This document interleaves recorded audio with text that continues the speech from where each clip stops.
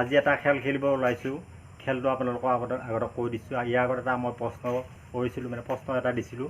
প্ৰশ্নটো হৈছে 2016 চনত জিমা এৱাৰ্ড অসমৰ কোনগৰাকী শিল্পীয়ে লাভ কৰিছিল? জিমাৰ ফুল মিনিং হৈছে গ্ল'বেল ইণ্ডিয়া মিউজিক এৱাৰ্ড। এই এৱাৰ্ডটো অসমৰ কোনগৰাকী শিল্পীয়ে লাভ কৰিছিল? বহুতে শুদ্ধ উত্তৰ দিছে। যিসকলে শুদ্ধ উত্তৰ দিছে তেওঁলোকক প্ৰথমতে ধন্যবাদ জ্ঞাপন কৰিছোঁ। গতিকে আজি এই খেলখন খেলিব ওলাইছোঁ। মোৰ লগত আছে আমন্ত্ৰিত অতিথি শ্ৰী তিলক চহৰীয়া। আসন গ্ৰহণ কৰক। নমস্কাৰ নমস্কাৰ। স্বাগতম জনাইছোঁ। আৰু মোৰ লগত আছে আৰু এজন সৰুপা। এতিয়া আমাক খেলাত সহযোগ কৰিব সৰুপাই। খেলখন আপোনালোকক দেখুৱাইছোঁ।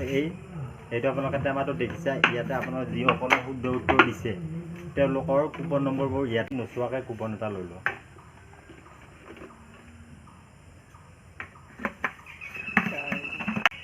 ঠিক আছে, আমি ইয়াতে দেখা পাইছোঁ, আপোনালোকে চাই লওক। কুপন নম্বৰ হৈছে 2007। নাম হৈছে গজেন চহৰীয়া। দেখা পাইছে গজেন চহৰীয়া লাভ কৰিছে এই কবিৰ সিং চশমাযোৰ। এই দেখিছে কবিৰ সিং চশমাযোৰ দেখিছে। এতিয়া আপোনালোকক কৈছোঁ, আমাৰ যিবোৰ ডাঙৰ প্ৰাইজৰ খেলা আছে, বিশেষকৈ Realme 10 Pro mobile, Apple mobile আৰু DSLR কেমেৰা, এইবোৰ খেলা একচুৱেলি ইয়াত টাৰ্গেট আছে।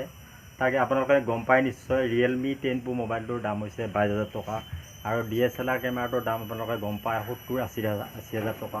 আৰু আমাৰ আৰু এটা প্ৰাইজ আছিলে ৰেচিং চাইকেল হয়, সেইখনৰ দাম হৈছে 25,000 টকা।